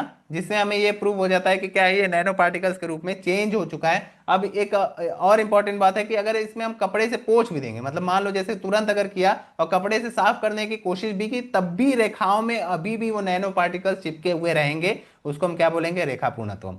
अपुनर्भवम, मित्र पंचक के साथ, मित्र पंचक अभी आगे आएगा, मित्र पंचक के साथ यदि धमन किया गया और धातु बस में कोई परिवर्तन ना हो, मतलब वो स्टेबल कंपाउंड बन चुका है, अब जो भस्म बना है वो स्टेबल कंपाउंड बना है। मित्र पंचक एक्चुअली उस स्टेबिलिटी को खत्म करने का काम करता है, करने के पश्चात भी अपने प्रीवियस कंपाउंड में अगर चेंज नहीं हो रहा है, ये केवल धातु भस्म के लिए एप्लीकेबल है, तो उसे क्या बोलेंगे, अपुनर्भव। मतलब बिल्कुल भी नया बन चुका है, उसमें पुराने धातु का कोई भी अंश नहीं आएगा। निरुक्त, धातु भस्म को रजत आदि के साथ दमन करने पर भस्म का थोड़ा अंश भी रजत के साथ नहीं लगता, तो उसे क्या बोलेंगे, निरुक्त। स्पेसिफिक रजत के लिए बोला गया है कि रजत भस्म के साथ, है ना, चांदी और धातु का भस्म, मतलब कोई भी धातु का भस्म है उसमें क्या मिलाया गया, रजत मिलाया गया, भस्म चांदी के साथ रजत के साथ नहीं मिल रही है, तो उसे क्या बोलेंगे हम लोग, निरुद्ध बोलेंगे। ठीक है, आगे देखेंगे। अवामी कुछ और वर्ड हैं जो कि एग्जाम में पूछे जा सकते हैं, वैसे ज्यादा इंपॉर्टेंट नहीं है ना, इसको रीड आउट करना है, 2-3 बार रीड आउट करके हम लोग छोड़ देंगे। ठीक है, ताम्र स्वर्णमाक्षी को तुत्त भस्म की विशेष परीक्षा के लिए एक वर्ड यूज किया गया, अवामी, है ना। कॉपर पार्ट, कॉपर के कंपाउंड हैं सब, ताम्र स्वर्णमाक्षी का तुत्त भस्म, है ना, Cu2S और या कॉपर सल्फेट, है ना, Cu2S और कॉपर सल्फेट, ये तीनों कॉपर के कंपाउंड है। अगर कॉपर कंपाउंड की विशेष भस्म परीक्षा करेंगे तो उसे क्या बोलेंगे हम लोग, अवामी। ठीक है, अम्ल परीक्षा, ताम्र स्वर्णमाक्षी को तुत्त, जो ये कॉपर के कंपाउंड्स हैं, इसमें अम्ल द्रव्य मिला दिया गया, है ना, अम्ल द्रव्य मिला दिया गया, है ना, नींबू स्वरस के साथ या दधी हरित के साथ। तो दधी परीक्षा है, निष्कलन परीक्षा भी क्या करते, किसको, इसको क्या बोलते हैं, अम्ल परीक्षा। मतलब कॉपर इत्यादि कंपाउंड पे यदि स्पेसिफिकली अम्ल द्रव्य से उसकी परीक्षा की जा रही है कि भस्म अच्छे से बना है या नहीं बना है, तो उसको क्या बोलेंगे हम लोग, अम्ल परीक्षा। निर्धूम और निश्चंद्र देखेंगे। निर्धूम हड़ताल भस्म की मुख्य परीक्षा है, ये पर्टिकुलरली एक एक भस्म के लिए नाम दिया गया है, तो जहां पे हम पढ़ेंगे वहां पे भी आएगा, तो इसको डिटेल में पढ़ेंगे। अवामी कॉपर के लिए यूज किया गया, और एक परीक्षा करते हैं कॉपर कंपाउंड्स के लिए, अम्ल परीक्षा। निर्धूम स्पेसिफिकली हड़ताल भस्म के लिए परीक्षा करते हैं। हड़ताल आर्सेनिक कंपाउंड है ना, 2 मन 3 ताल आपने याद भी किया होगा, AS2S2 और AS2S3। इसमें AS2S3 किसका फॉर्मूला है बताएंगे, AS2S3 किसको बोलते हैं, नशीला। AS2S3 हड़ताल को बोलते हैं, AS2S2 किसको बोलते हैं, मनशिला को। तो आपने याद किया होगा 2 मन 3 ताल, तो 2 मन, है ना, 3 ताल। ठीक है, 2 मन 3 ताल ऐसे करके भी याद कर सकते हैं। हड़ताल, हड़ताल में ह वर्ड है, ह को अगर आप वो मिरर इमेज देखेंगे तो ये 3 में आता है, इससे भी याद कर सकते हैं। हड़ताल में जो सल्फर की मात्रा है कितनी है, 3 गुना है, AS2S3। निश्चंद्र चमक रहित भस्म, आप अभ्रक भस्म की अगर विशेष परीक्षा करेंगे तो उसको क्या बोलेंगे हम लोग, निश्चंद्र परीक्षा। होता क्या है कि चंद्रिका युक्त अभ्रक भस्म सेवन करने से 2 रोग की शांति होती है, ये भी स्पेसिफिक पॉइंट है, प्रमेह और मंदाग्नि। भस्म क्या होना चाहिए, निस्वादु होना चाहिए, लघु होना चाहिए, सूक्ष्म होना चाहिए और सुलक्षण होना चाहिए, ये भी पर्टिकुलर क्वालिटीज हैं जो आपको रीड आउट कर लेना चाहिए एक बार। ठीक है, अब कुछ पॉइंट्स हैं जिसको हमें याद करना है। ठीक है, याद करने का सिंपल सा मतलब है कि ये बार बार आएंगे, तो हमें इतना पता होना चाहिए कि इसमें क्या क्या है। जैसे लवण त्रिक, लवण त्रिक में अब कौन कौन से लवण होंगे, सैंधव, सवर्चल और विड लवण, इंपॉर्टेंट है, सैंधव, सवर्चल और विड लवण। ठीक है, VVS या VSS करके याद कर सकते हैं, है ना, VSS, है ना, VVS लक्ष्मण थे तो VVS लक्ष्मण नहीं, VSS लक्ष्मण यहाँ पे याद कर लीजिए, VSS, है ना, VSS, VVS लक्ष्मण SS का बैट यूज करते थे, ये भी याद कर सकते हैं, VSS करके याद कर सकते हैं, सैंधव, सवर्चल और विड लवण। ठीक, पंच लवण में 5 लवण होते हैं, सैंधव, सामुद्र, विड, सवर्चल और रोमक। ठीक है, 100 रो, ये रो 100 या रोएगा कोई तो 100 बार रोएगा। अगर रोने वाला आदमी होगा तो कितनी बार रोएगा, 100 बार रोएगा। तो ये पंच लवण में लवण त्रिक से एक्स्ट्रा लवण है, इतना आपको याद करना है कि लवण त्रिक में 3 लवण है, सैंधव सवर्चल और विड लवण। और पंच लवण में सवर्चल और रोमक, 2 लवण और ऐड हो जाते हैं। इसमें से श्रेष्ठ लवण जो आपने ऑलरेडी पढ़ चुका होगा सूत्र स्थान में, सैंधव इसमें श्रेष्ठ होता है। ठीक है। अगर इसमें एक और लवण मिला जाए चुल्लिका, जो कि किसका पर्याय है, नौसाधर का, या इसको नौसार भी बोलते हैं, है ना, नौसाधर का पर्याय। अगर इसको नौसाधर को पंच लवण में मिला दिया जाए तो इसको क्या बोलेंगे हम, षड लवण। ठीक है। नेक्स्ट देखेंगे क्षार द्वय। क्षार द्वय में याद करेंगे, क्षार को पूरे याद करने के लिए एक बच्चे को इमेजिन करेंगे। ठीक है, एक छोटा सा बच्चा है। छोटा सा बच्चा जब होता है तो उसको कोई भी चीज दे दी जाती है, मान लो चॉकलेट दे दी गई या कोई भी ऐसे कुछ दिया गया जो उसको पसंद है, क्या बोलेगा, यस। यस बोलेगा ना, यस। य फॉर यवछार, स फॉर सर्जीछा। याद करने के लिए यहाँ पे लिख लेंगे यस, है ना। य फॉर यवछार, स फॉर सर्जीछा, क्षार द्वय हो गया। अब यस, अब टंकण का मतलब होता है लिखना पढ़ना, है ना। अब उसको लिखने पढ़ने में भी मजा आने लगा, है ना, लिखने पढ़ने में भी मजा आने लगा तो कहेगा यस टंकण, है ना, यस टंकण। क्या करना है उसे, टंकण करना है, मतलब लिखना पढ़ना है, यस टंकण। तो 3 क्षार त्रय में 3 है, यवक्षार, सर्जी क्षार और टंकण। अब ये इतना अच्छा पढ़ रहा है कि कौन सा एग्जाम देने गया, पीएमटी एग्जाम देना गया ना, यस पीएमटी। अब क्या चाहेगा, यस पीएमटी निकल जाए मेरा, है ना, यस क्या हो जाए, पीएमटी निकल जाए। ठीक है, यस मेरा क्या निकल जाए, पीएमटी। पी फॉर पलाश, है ना, एम फॉर मुश्कक और टी फॉर तिलचार, है ना। तो याद रखेंगे यस क्या निकल जाए, पीएमटी। पढ़ लिख रहा था, यस मतलब कुछ भी उसको दिया जा रहा था, कोई खुशी हो रही थी, अब पढ़ने लिखने लगा, यस टंकण। अब वो पीएमटी एग्जाम देने गया तो हमेशा एनर्जेटिक, अभी तक एनर्जेटिक, एनर्जी का लेवल ही अलग हाई है ना। तो पीएमटी निकालने की कोशिश कर रहा है लेकिन पीएमटी तो निकला नहीं, है ना। पीएमटी में जो पर्टिकुलर ब्रांच चाहिए वो मिल ही नहीं रहा है ना। जो कि हम लोग के साथ भी, बहुत सारे लोग के साथ हुआ है। ठीक है, पीएमटी नहीं मिला। ठीक, पीएमटी नहीं निकला तो घर पे आया, घर पे क्या हुआ, उसके पापा ने उसको क्या कर दिया, पीट दिया, यस। अब उसके पापा बोले यस क्या करेंगे, तुमको पीटी करेंगे ना, पीट देंगे, है ना। P for Palash, T for तिलछा। ठीक है, P for Palash, T for तिलछा, पीटी नहीं चेंज हुआ इसमें से, इसीलिए इस वर्ड को याद रखा गया, पीटी। यस क्या किया गया, पीटी किया गया। अब पीट दिया गया, उसके बाद फिर से ज्ञान की प्राप्ति हुई। ज्ञान की प्राप्ति हुई तो किस मार्ग पे चलेगा, वो आईएएस के मार्ग पे चलेगा, आईएएस मार्ग। यस, पीट दिया गया, पीटने के बाद किस मार्ग पे गया, आईएएस के मार्ग। आई फॉर इमली, ए फॉर अर्क, एस फॉर स्नूई, और किस मार्ग पे गया, अपा मार्ग पे गया, आईएएस के मार्ग पे गया। तो एक बच्चा जो हमेशा यस यस बोलता था, खुशी होती थी, यवछार सर्जीछार, पढ़ने लिखने में भी खुशी होती थी, यस टंकण, यवछार सर्जीछार टंकण। बहुत एनर्जेटिक था, पीएमटी का एग्जाम देने गया, पलाश मुश्कक और तिलछार, यस पीएमटी, है ना।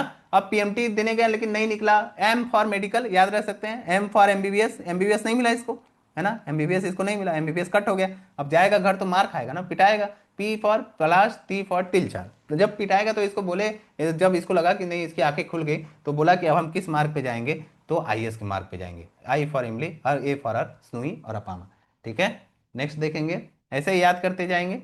नेक्स्ट, अम्ल वर्ग। ठीक है, अम्ल वर्ग देखेंगे तो अम्ल वर्ग में क्या है, अम्ल वाले जो अम्ल वाले पदार्थ है वही है, अम्ल, वेतस, जंबीर, मातुलुंग, चणकाम, नारंग, इमली और चांगेरी। अभी हम लोग जब देख रहे थे तब भी अम्ल वर्ग कई बार आया, आगे भी बहुत बार आएगा। तो कुछ पर्टिकुलर अम्ल वर्ग को हम याद कर सकते हैं, एटसेट्रा, मतलब बहुत सारे हैं, बट इनको याद करने का एक कोड है, आप याद कर सकते हैं उससे, कि अम्ल देख कर, है ना, अम्ल देख कर क्या हुआ, चचा, है ना, चचा और नाई। अम्ल देख कर चचा और नाई क्या हुए, जमा हुए, है ना। अम्ल देख चचा और नाई जमा हुए। ठीक है, तो अम्ल से याद हो गया कि अम्लवेतस का कोड था, है ना, अम्ल वर्ग का कोड था। अम्ल से एक और चीज याद हुई, क्या याद हुई, अम्लवेतस। चचा और नाई, च फॉर चणकाम्ल, चा फॉर चांगेरी। ठीक है, च फॉर चणकाम्ल, चा फॉर चांगेरी, ना फॉर नारंग, ई फॉर इमली, है ना। और क्या हुए, वो जमा हुए, ज फॉर जंबीर, मा फॉर मातुलु। तो आपको 6 तो ऐसे ही अम्ल वर्ग याद हो गए कि नहीं, 7 याद हो गए, सॉरी 7 याद हो गए। जब 7 याद हो गए तो आप वैसे ही ऑप्शन एक्सक्लूड करके इसको सही कर सकते हैं। तो अम्ल वर्ग में कौन कौन से हैं, अम्ल, चचा, अम्ल देख कौन कौन जमा हुआ, चचा और नाई, है ना। चचा नाई या नाई चचा भी हम बोलते हैं, अम्ल देख नाई चचा जमा हुए। ठीक, तो अम्ल मतलब अम्लवेतस, च फॉर चणकाम्ल, चा फॉर चांगेरी, ना फॉर नारंग, ई फॉर इमली, ज फॉर जंबीर, मा फॉर मातुलु। इसको ऐसे याद रख सकते हैं। श्वेत वर्ग में, श्वेत वर्ग में देखेंगे, श्वेत वर्ग में तगर है, कुटज है, जीवंती है, श्वेत गुंजा है, कुंद है, कमल है। बहुत इंपॉर्टेंट नहीं है लेकिन फिर भी एक कहानी के रूप में अगर एक बार देख लेंगे तो याद हो जाएगा। श्वेत कमल, है ना, श्वेत कमल के कुंड में, जैसे बहुत सारे कुंड होते हैं, लोग नहाने जाते हैं, अपना पाप धोने जाते हैं, है ना, पाप धोने जाते हैं, उस नहाने के बाद उनको लगता है कि उनके जीवन में क्या होगा, कुछ तगड़ा होगा, लेकिन कुछ तगड़ा नहीं हुआ, कुछ तगड़ा क्या हो गया, कट गया उनका, है ना, कुछ तगड़ा क्या हुआ, कटा, कुछ तगड़ा कटा। तो श्वेत कमल, श्वेत से क्या होगा श्वेत गुंजा, कमल फॉर कमल के कुंड में, कुंड से क्या हुआ कुंद, ठीक है, श्वेत फॉर श्वेत गुंजा, है ना, कमल से कमल ही है, कुंड मतलब कुंद हो गया, से कुछ, कुछ का क्या याद रखेंगे कुटज, है ना, तगड़ा, तगड़ा से क्या याद रखेंगे तगर, है ना, कटा, ठीक है, कैसा क्या कटा तगड़ा, जीवन कटा, है ना, यहाँ पे नहाया उन्होंने, नहाने के बाद इनका जीवन कैसा कटा तगड़ा कटा, श्वेत कमल के कुंड में कुछ तगड़ा जीवन कटा, है ना, नहाने के बाद तृप्ति भी हो गई, कुछ अच्छा उनको प्राप्त हुआ, जीवन से क्या याद रखेंगे जीवंती। तो ये 6 प्लांट आपको याद रहेंगे श्वेत वर्ग के, है ना, श्वेत कमल के कुंड में कुछ तगड़ा जीवन कटा, ठीक। रक्त वर्ग, रक्त वर्ग में देखेंगे सब लाल वाले ही हैं, ये तो याद रहेगा, इसके लिए हर चीज के लिए कोड नहीं बनाएंगे, लेकिन तो कोड भी याद करने में बहुत टफनेस हो जाती है, ठीक है, मंजिष्ठा, केसर, लाक्षा, दाड़िम और रक्तचंदन, रक्तचंदन वाला पार्ट तो आपको याद ही रहेगा, ठीक है। पीत वर्ग में पीले पीले चीजें आएंगे, पीली क्या होती है हल्दी, हल्दी दारू हरिद्रा, साथ में और क्या पलाश, पलाश का वृक्ष भी पीला ही होता है, लगभग लगभग पीला होता है ऑरेंज लेके, कुसुम, पतंग, चंदन और मेहंदी, ठीक है। सबसे इंपॉर्टेंट पार्ट देखेंगे ककाराष्टक, ठीक है, सबसे इंपॉर्टेंट जो आज तक पूछा गया है, बहुत बार पूछा गया है, ककाराष्टक इंपॉर्टेंट इसलिए है क्योंकि पारद सेवन के समय इसको वर्जित करना पड़ता है ना, पारद जब भी सेवन करेंगे, उसकी औषधि जब भी सेवन करेंगे पारद से रिलेटेड, तो ककाराष्टक का सेवन बिल्कुल भी नहीं करेंगे। अब ये ककाराष्टक आ गया, वर्ड दे दिया आचार्य ने, आचार्य को पता था आगे चल के एंट्रेंस एग्जाम होगा, और लोग ऐसे नाम दिए कि याद भी नहीं रहेगा, है ना।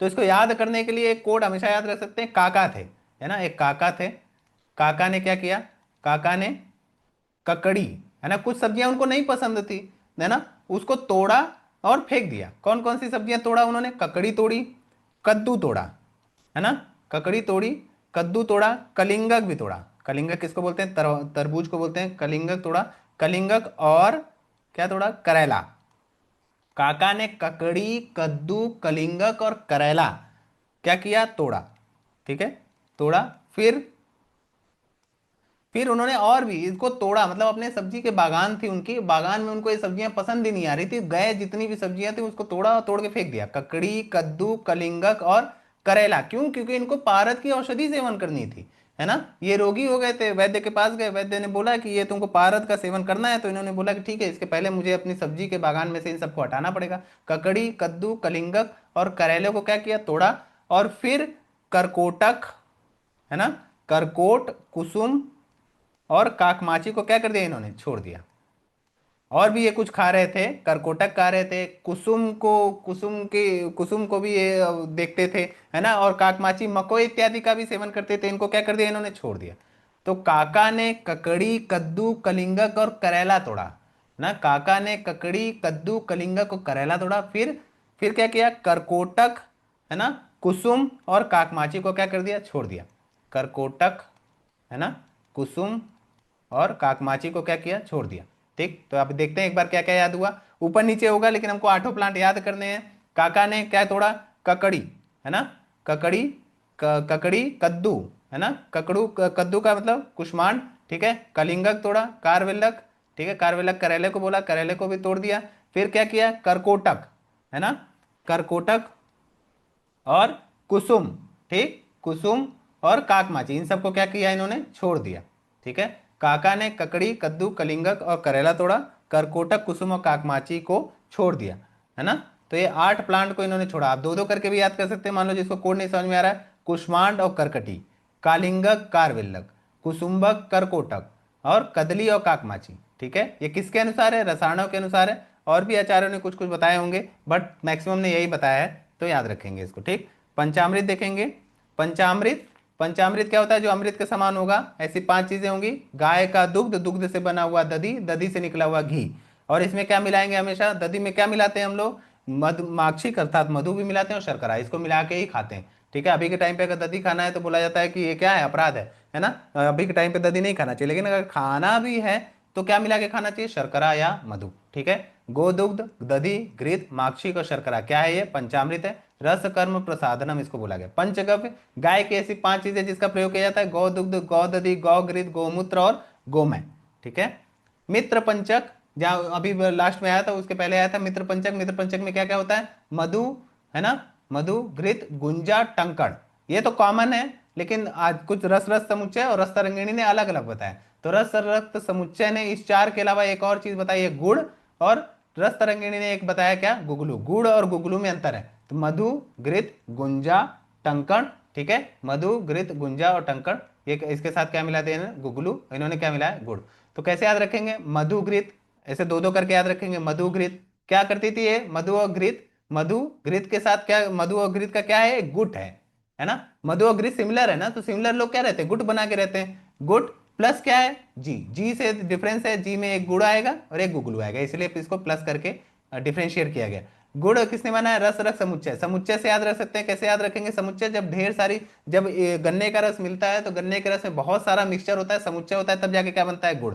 तरंगिणी है ना, रस तरंगिणी, तरंगिणी, तरंगिणी में गुगलू याद रखेंगे, समुच्चय गुड़ याद हो गया तो दूसरा डिफरेंशिएट करके गुगलू याद रख सकते हैं, ठीक है। नेक्स्ट देखेंगे मधु, द्रावक गण, द्रावक गण 6 होते हैं, मधु, घृत, गुंजा, तंकण, सेम है मित्र पंचक के साथ, और दोनों को मिला लेंगे, गुड़ और गुगलू।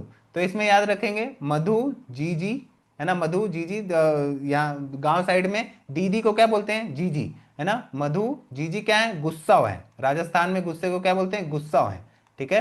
तो मधु जीजी गुस्सा है, तो मधु से याद हो गया मधु, ठीक है। जीजी से एक फॉर, जी फॉर घृत, एक जी फॉर क्या है, एक जी फॉर गुंजा, एक गु फॉर गुड़, गुड्डू गुड़ हो जाएगा, गुड़ से गुगलू भी हो जाएगा। सौभाग्य को बोलते हैं, सौभाग्य को बोलते हैं। सौभाग्य किसका पर्याय है, टंकण का पर्याय है। तो मधु घृत जीजी क्या है, गुस्सा है, ऐसे करके याद रख सकते हैं। एक मधु हो गया, जी से घृत, जी से गुंजा, गुस्सा, सौ में सौभाग्य, और इससे गुड़ और गुगलू दोनों हो जाएगा। मधु जीजी क्या है, गुस्सा, इससे द्रावक गण याद रख सकते हैं। मधुत्रय, मधुत्रय जो मीठे लगते हैं, मधु घृत और गुड़, ठीक है, मधु घृत और गुड़, इसको क्या बोलेंगे, मधुत्रय। क्षीरत्रय आप सूत्र स्थान के प्रथम अध्याय में पढ़े होंगे, अर्क, स्नूही और वट। वट किसके अनुसार, रस तरंगिणी के अनुसार। अर्क, अश्मंतक और स्नूही किसके अनुसार, चरक के अनुसार, ठीक है। इसमें एक ही प्लांट चेंज है, वो क्या है, अश्मंतक, ठीक। पंचमृत्तिका, 5 प्रकार की मिट्टी, तो आईजीएल भव, ठीक है, आईजीएल भव, ऐसे करके याद सकते हैं। आई फॉर स्टिका चूर्ण, जी फॉर गैरिक चूर्ण, एल फॉर लवण, भस्म और वाल्मीकि मृत्तिका, ठीक है।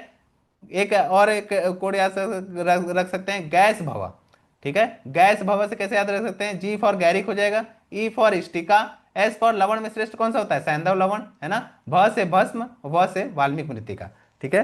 तो पंच मृत्तिका गैस, जब भी मिट्टी खाएंगे तो मिट्टी खाने के बाद कीड़े पड़ते हैं, कीड़े पड़ने का लक्षण कैसे पता चलता है, उसके पेट में क्या बन जाता है, गैस बन जाता है। तो जी फॉर गैरिक, ई फॉर स्टिका, एस फॉर लवण, कौन सा लवण, सैंधव लवण, भ फॉर भस्म, व फॉर वाल्मीकि मृत्तिका, ठीक है। कोड बनाना इसलिए जरूरी है क्योंकि इसकी कोई डेफिनेशन नहीं है जिसको आप कॉन्सेप्ट से समझ सकते हैं, आपको याद ही करना है। याद करने के लिए डायरेक्ट भी याद कर सकते हैं, कई बार रीड आउट भी कर सकते हैं, रीड आउट में 5-6 बार लिख भी सकते हैं, अगले दिन भी लिखेंगे तो भी याद होगा, या किसी कॉन्सेप्ट पे, किसी ऐसे कोड पे याद करेंगे जो हमेशा आपको याद रहे। अब क्षीर त्रय का प्रयोग किस लिए होता है, स्पेसिफिकली मारण के लिए प्रयोग होता है। द्रावक गण का प्रयोग किसके लिए होता है, धातु के द्रावण के लिए होता है। पंचमृत्ति का प्रयोग स्वर्ण शोधन के लिए होता है। लोहा, है ना, लोहे वाला कॉन्सेप्ट देखेंगे तो 3 लोहा जो सबसे श्रेष्ठ होगा, 3 लोहा जो हमेशा हमको याद आता है, पहला लोहा कौन सा, स्वर्ण, दूसरा रजत, तीसरा ताम्र, ठीक है। उसमें अगर नाव जोड़ देंगे, है ना, 3 स्वर्ण, सोना, रजत और चांदी, सोना, रजत, सोना, चांदी और क्या, ताम्र, ये तो हमको याद ही रहता है, तांबा। उसमें नाव जोड़ देंगे, नाग और वंग क्या हो जाएगा, पंचलव, ठीक है। नाग वंग जोड़ देंगे तो हो जाएगा पंचलव। लेकिन अभी तक हम लोग क्या कर रहे थे, लोहे जैसा, अब लोहा भी उसमें ऐड कर दिए, स्वर्ण, रजत, ताम्र, नाग वंग और लोह, तो क्या हो जाएगा, ये षड लोह।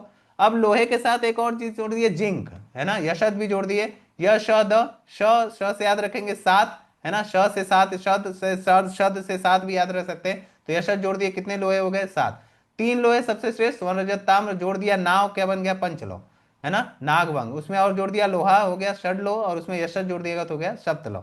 गंधक त्रय, गंधक त्रय में जैसे जिसमें सल्फर आता है ना, सरफल, 1 सल्फर, 2 सल्फर, 3 सल्फर, ठीक है, 3 हो गए। एस, 1 यस हुआ तो गंधक, 2 हुआ तो मनशिला, 3 हुआ तो हरताल, ऐसे याद रख सकते हैं, गंधक, मनशिला और हरताल। शोधनीय गण, शोधनीय गण में कांच, लवण, शुद्ध टंकण और नौसातर आगे आएगा, बहुत बार आएगा, इसको वहां पे पढ़ लेंगे, ठीक है। एक स्पेसिफिक पॉइंट है जिसमें हम एक मान लो एक डॉक्टर है ना, एक डॉक्टर है या वैद्य है, या आप जब अपना चैम्बर खोलेंगे तो वैद्य होगा, तो एक व्यापारी या एमआर जैसा आदमी आएगा, है ना, व्यापारी आएगा, बोलेगा मेरी ये दवा चलाओ, हम स्पेसिफिकली तुमको 40% या 50% या 60% देंगे, ठीक है। ये 60 इतना ये बोलता है कि हम इतना ज़्यादा आपको कमीशन देंगे, ठीक है, कमीशन देंगे, तो आप उसकी दवा लिखना शुरू करते हो। लेकिन पहले के टाइम पे तो एमआर भी नहीं थे, तो लोगों को क्या मिलता था, कमीशन बहुत कम मिलता था, और लोग संतुष्ट भी रहते थे। इससे ज्यादा, है ना, तो इसको क्या बोला गया, एक टर्म का नाम यूज किया गया रुद्र भाग। कितना ले सकते हैं, व्यापारियों से वैद्य को प्राप्त होने वाला भाग क्या कहलाता है, रुद्र भाग। कितना होता है, जितना होगा, है ना, जितने की औषधि देंगे उसका कितना पार्ट, 11वां भाग। लगभग डिवाइड करेंगे तो 9 पॉइंट कुछ आएगा। तो इतना परसेंट मिलता था पहले के टाइम पे वैद्य को।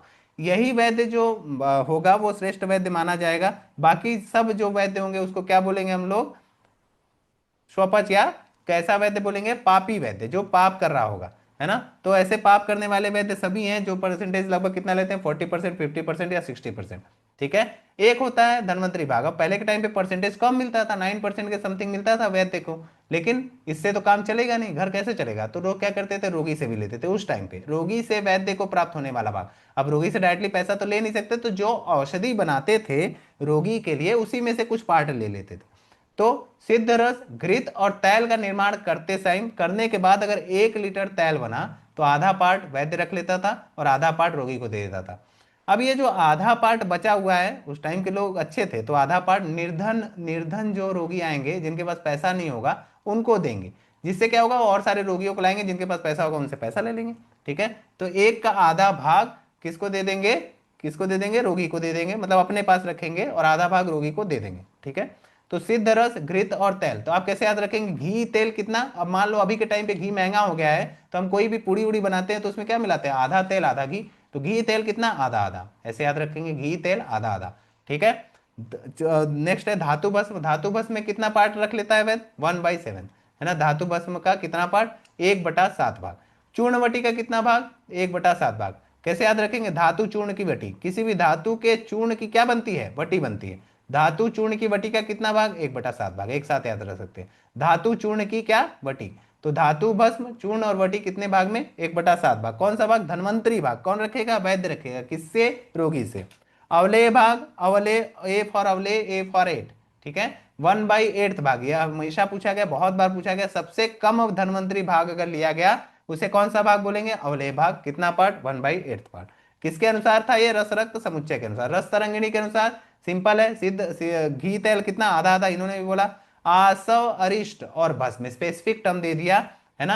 आसव और अरिष्ट भस्म को कितना बोला, 1/4। आसव और अरिष्ट को देखेंगे अभी के टाइम पे मदिरा के रूप में इमेजिन कर सकते हैं। मदिरा को हमेशा को लोग क्या किस किस फॉर्म में लेते हैं, क्वार्टर के फॉर्म में, है ना। क्वार्टर के फॉर्म में भी होता है, तो आसव और अरिष्ट कितना लेंगे, क्वार्टर। ठीक है। भस्म को भी उसी में ऐड कर देंगे। भस्म, भस्म इसी के साथ लेने वाला जो खाद्य पदार्थ होता है उसे भस्म मान लेंगे। तो आसव अरिष्ट भस्म कितना, 1/4, 1/4। चूर्णवटी अभी भी 1/7 चल रहा है, अवले अभी भी 1/8 चल रहा है, तो इसमें कोई दिक्कत नहीं। इस भस्म को और क्लैरिफाई किया आनंद कंद ने। आनंद कंद ने इसे स्वर्ण भस्म को बोला 1/3 पार्ट, सबसे महंगा वाला था तो कम लिया, है ना, ज्यादा लिया, 1/3 पार्ट, 33% लिया, सबसे ज्यादा पार्ट ले लिया इसका। रजत उससे कम पैसे वाला था तो 25% लिया। ताम्र भस्म 1/6 पार्ट लिया। ठीक है। सबसे सस्ता वाला था तो उसको सबसे कम लिया, सबसे महंगा वाला ज्यादा लिया। तो स्वर्ण भस्म, रजत भस्म, ताम्र भस्म। ठीक है। 1/3 पार्ट, 1/4 पार्ट, 1/6 पार्ट। बस ध्यान रखने के लिए याद रखेंगे, स्वर्ण रजत ताम्र, ये कई एक बार और आएगा, वहां पर भी हम इसको पढ़ लेंगे। 1/3 पार्ट, 1/4 पार्ट, 1/6 पार्ट। कांतलो और अभ्रक भस्म का कितना पार्ट, 1/8 पार्ट। नवरत्न भस्म का कितना पार्ट, 1/16 पार्ट। तो सुरताल याद रख सकते हैं, सूर ताल, कर्ण क्रम से अगर याद रखना है तो सूर ताल कितना याद रखेंगे, 3 4 6। सूर ताल, ताम्र, स से स्वर्ण, स्वर्ण का कितना भाग, 1/3 भाग। रजत का 1/4 भाग। ताम्र का 1/6 भाग। L for love, love last में आएगा तो कितना भाग, 1/8 भाग। और 9 को मिला देंगे तो कितना भाग, 1/16 भाग। ठीक है। तो यहाँ पे याद करने लायक कौन सा पार्ट है, अवले सबसे कम भाग, 1/8 भाग, दोनों ने माना है, कोई कंफ्यूजन नहीं है, बहुत बार आता भी है ना। चूर्ण, धातु चूर्णवटी कितना, 1/7, धातु की चूर्णवटी। ठीक, ऐसे याद रखेंगे। घी तेल कितना, आधा आधा। ठीक, घी तेल दोनों में आधा आधा। आशा वरिष्ठ का कितना, क्वार्टर। ठीक है, याद रखेंगे। देखेंगे अब क्वेश्चन फॉर्म में इसको, जो अभी हम लोगों ने पढ़ा उसमें से देखते हैं आपको कितने क्वेश्चन आते हैं। रस रत्न समुच्चय के अनुसार जो क्वेश्चन आए भी हैं, एएमओ 2025 में, लास्ट ईयर ही आयुर्वेदिक मेडिकल ऑफिसर 2025 में एग्जाम में आया था क्वेश्चन। रस रत्न समुच्चय के अनुसार निम्नलिखित में से किस एक द्रव्य समुच्चय को मधुर त्रय कहा गया, बताएंगे आंसर आप। देखेंगे, पहला ऑप्शन है गो घृत गुड़ मधु, बताएंगे कौन सा ऑप्शन सही है। Option D. तो नहीं। ऑप्शन बी, और कोई, ए और कोई। ए ए ऑप्शन सही है ना। ए ऑप्शन सही है, नहीं। गोघृत गुड़ और मधु। ठीक है। ए ऑप्शन, गोघृत गुड़ और मधु। ठीक है, मधुर त्रय इन्हें बोला गया। ठीक है। इसमें कौन कौन सा पार्ट छड़ जाएगा, ये द्राक्षा नहीं है, द्राक्षा का वर्णन नहीं किया गया, काश्मीरी का वर्णन नहीं किया गया। काश्मीरी का वर्णन इसमें भी नहीं किया गया, साथ में मधु का भी वर्णन, मधु का वर्णन है, द्राक्षा का भी वर्णन नहीं किया गया, द्राक्षा और काश्मीरी दोनों का वर्णन नहीं किया। तो ऐसे आइसोलेट कर सकते हैं, गो घृत गुड़ और मधु को क्या बोलते हैं, मधुर त्रय। ठीक, नेक्स्ट देखेंगे, निम्नलिखित में से कौन सा एक शाक समुच्चय ककाराष्टक समूह में आता है। ठीक है, ककाराष्टक हमने याद किया था, है ना, तो हमने दो दो करके भी याद किया था, तो इसमें याद रखेंगे कंगू और कतक नहीं था। बताएंगे कौन सा ऑप्शन सही है इसमें से, निम्नलिखित में से कौन सा एक शाक समुच्चय बी। ककाराष्टक समूह में आता है आपके अनुसार? बी। केवल तीन चार, पहला देखेंगे कलिंग और कदली है, कलिंग यस और सर। कदली है। यस नेक्स्ट यस देखेंगे काकमाची करकोटी है, यस कारवेल्ले सर। को करकटी ये है। है, करकोटी और करकटी को यस। सेम बोलते हैं। नेक्स्ट 1 2 कंगू एंड नहीं 3। है, कतक भी नहीं है, डी है ना, ऑप्शन। कलिंग फल कलिंग। है। ठीक, ठीक है, तो इसमें से फोर्थ ऑप्शन नहीं होगा, तो किसमें फोर्थ ऑप्शन है, ये हट गया। ठीक, केवल डी। एक भी नहीं है क्योंकि दो तीन में भी है, एक दो भी नहीं है, एक दो तीन और दोनों में है, तो फोर्थ ऑप्शन करेक्ट होगा इसका। तो फोर्थ ऑप्शन रसायनों के अनुसार। नेक्स्ट क्वेश्चन देखेंगे, रस रत्न समुच्चय के अनुसार निम्नलिखित में से एक द्रव्य को चुल्लिका लवण, जो हम लोग षड लवण में चुल्लिका ऐड किए थे, तो चुल्लिका किस लवण को बोलते हैं, बहुत सिंपल क्वेश्चन है, बताएंगे? नवसार। No sir. नौसार या नवसार। नौसादर नवसार, को ऑप्शन सी। चुल्लिका option C. लवण बोलते हैं। ठीक है, बहुत बढ़िया। तो आज की क्लास यहीं पे समाप्त करते हैं।